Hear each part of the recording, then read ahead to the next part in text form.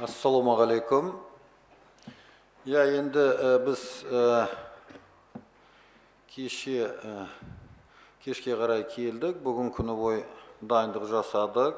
В основном теория жағы, индивидуальный әңгіме уақытта жоқ. Қазір бізде міне тренировкаға қалсы, предигровой тренировка дейміз ғой, сол тренировканы жасаймыз. Демаламыз, ертеңгі ойынға жасасақ, Құдай қаласа, дайын боламыз. Енді дайындықты жолда да келе жатқанда, бүгінде сөйлескенде, қазірді теорияда жігіттерге видеомен, Лихтеншеймен ойынды қайтадан видеодан қарап алып, қандай жеңілдік керек бізге, көмек керек дегендей сақылды балаларға сондай нәрсені түгелін айтып бердік. Балалар түсініп отыр. Меніңше ойынға дайынбыз. Рахмет. Рахмет, Әлібек Қасым. Ертеңгі матчқа дайындық қалай екен, бір-екі ауыз сөз айтып кетсеңіз. Қосу керек.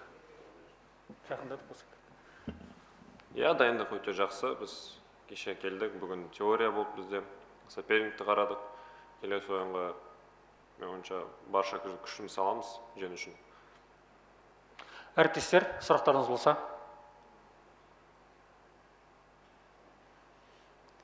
Әлеке?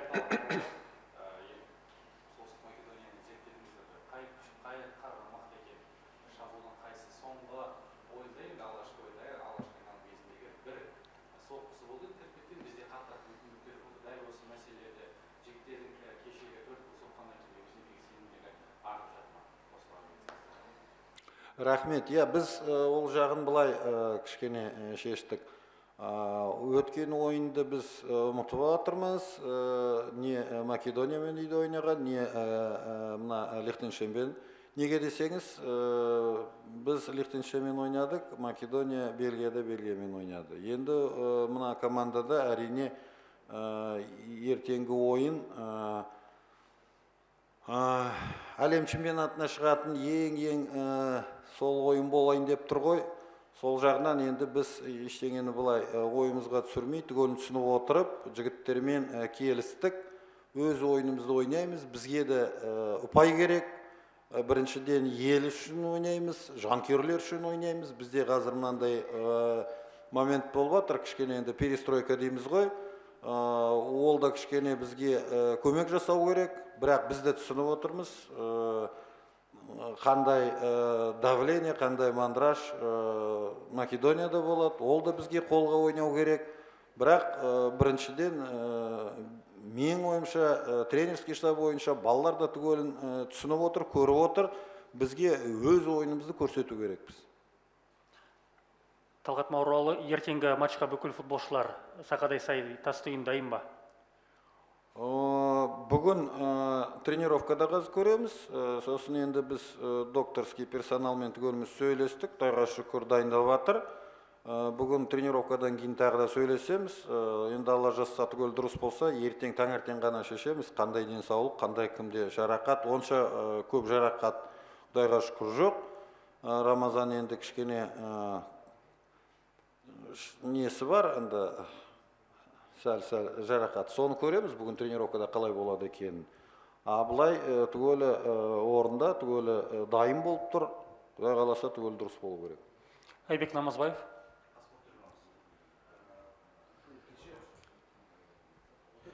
Кеше енді 4 қорғаушымен ойнап, жігіттер біраз екі қапталда ортадан да шабуыл жасап көрді. Жалпы енді біраз ойын жүріп, әдемі голдар да соғылды. Енді қандай ротация болады? 4 қорғаушымен ойнай береміз бе? Және де екінші сауал енді жанкүйерлердің тарапынан, неліктен Иван Свиридов шығардыңыз? Артур Шушиначев дайын ба деген секілді сұрақ қойды. Түгелін айтып берейін бе? Әрине енді түгелін айтпаймыз сіздерге. Мына кісілерді түгелін естіп қояды ғой, бұл жағынан. Ал екінші жағынан жігіттерге ұнайды, біз қандай направление бергеніміз қолдап отыр. Енді Біз ойымша енді гол кіргізбесек, біз қалай жеңеміз, дұрыс па? Солай айтайын сізге. Ал енді кім ертең шығады екенін, мына Лихтенштейнмен Ваня Свиридовпен сөйлескенде, Ислам Чесноковпен де сөйлескенде, ол кезде бізге мына орта шабушыға сол Ислам Чесноков болып тұрған. Иванға да айтқанбыз, сіз кішкене дайын болыңыз деп. Ал енді ертеңгі ойынға әрине енді Лихтенштейндің қорғаушылары бір болды, Македонияның қорғаушылары екісі болады. Көреміз, бізде қазір Иван Свиридов та, Артур Шушиначев та екеуі дайын болып тұр. Айттым ғой, тренировкадан кейін түгелін ақылдасып, сөйлесіп, ертең алла жазса таңертең шешеміз. Аслан Қаженов. Біздің елде бұйыл заң қабылданды ғой, легионерлерге қатысты президент қол қойды, бюджеттен ақша бөлінбейді деп. Шеттен келетін легионерлер, футболистерге, шетелден келетін спортшыларға. Бұл жағдай ұлттық құрамаға алдағы уақытта қандай өзгеріс әкелуі мүмкін? Резерв дайындауға, қазақ жігіттерін енді көбірек шығару, осы ұлттық құраманың қамы ғой, негізі ол баста ойлаған. Сіздің ойыңызша әсері бола ма деймін ғой, пікіріңіз қандай осы заңға қатысты? Бүгінгі әңгімеміз ертеңгі ойын туралы, дұрыс па? Ал енді мына легионерлар туралы, түгел туралы, оны отдельно әңгіме соғайық сізбен сосын. Ал біз енді кішкене үшінші рет келіп тұрмыз құрамаға, жігіттер де дайын болып тұр, қарап жүрміз, неше жыл уже бүгінгі шабушыларымыз, алда ойнайтын, ортада алға жүгіретін жігіттеріміз де бар. Біз айтып отырдық қой, кім болмаса да бәрібір біздің жігіттеріміз өсет, біз оған сенеміз. Ал енді біз бапкер болып, үлкен ағай болып, оған түгелін қолдап отырып, көмектесіп отырамыз. Қандай легионерлар болады, қандай заң болады, қандай ақша болады, ол бізге вообще проблем болмау керек. Біз өзіміз, өз балаларымызды көтеру керекпіз. Бізде алла жазса, міне түгелі өсіп жатыр, келіп жатыр. Менің ойымша, тағы да жақсы ойыншылар құрамаға келу керек. Әлібекке сұрақтарыңыз бар ма? Әлімжан. Әлібек, алғашқы ойында енді сен жарақаттың салдарынан қатысқан жоқ болатынсың. Жалпы қарсыластың шабуылшыларын зерттедің бе, және кімнің ойынын ерекше атап өтер едің,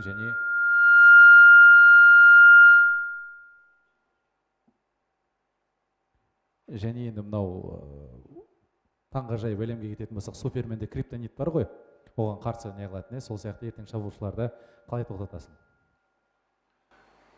Біз бүгін Македонияны қарадық. Олар жақсы, былай айтқанда, европейский команда. Олар өте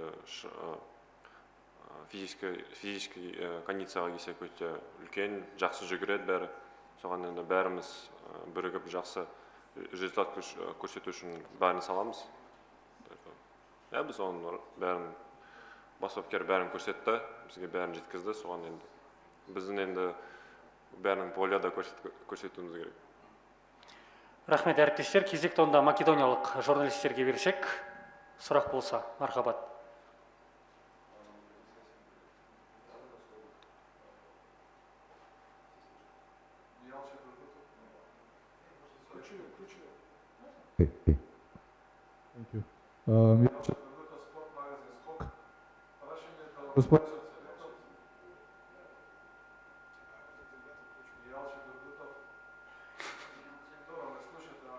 Yes. No. Some technical problem. No problem. Question for you, Mr. For the coach. Колко дали очекуват бодови од двата натпревари против Македонија и Белгија во Казахстан и колко евентуално би се изгодено да имате много слабо во овие два натпревари? Кој се не го Вопрос от очень опытного журналиста Миалча Дургутов.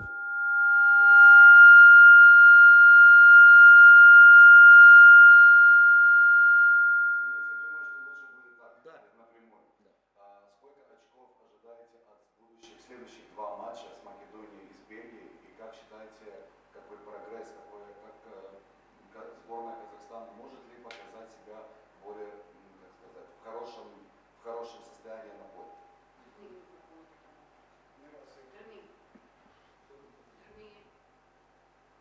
Ну, скажем так, что, естественно, мы следим за турнирной таблицей. Как мы на нее можем повлиять, это уже другой вопрос. Все-таки эта тройка, которая находится наверху, решает уже свои задачи. Мы прекрасно понимаем, какой шанс у сборной Македонии завтра. Но в то же время мы решаем свои проблемы.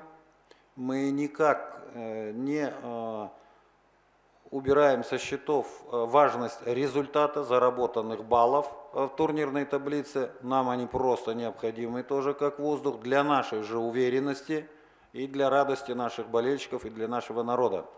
Мы можем только пожелать, чтобы они между собой там разобрались.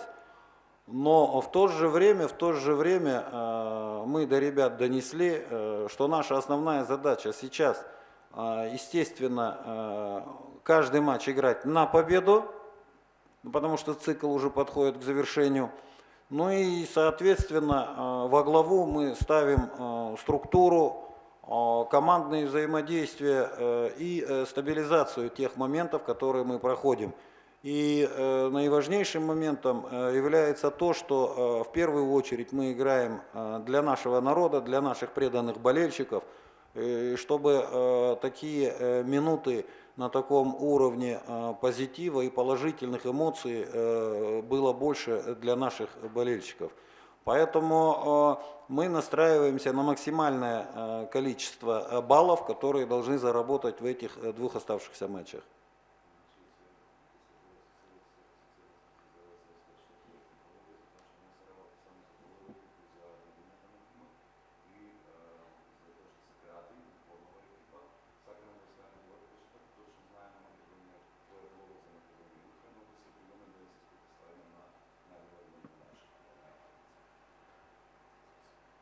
Еще вопросик можно? Да, конечно. Вот матч в Казахстане и завтрашний матч, они сильно, наверное, будут отличаться, естественно.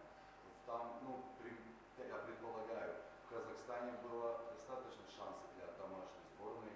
2-3 раза была серьезная опасность перед нашим голом. Как считаете, можете ли создать такую же похожую опасность завтра сборной Македонии?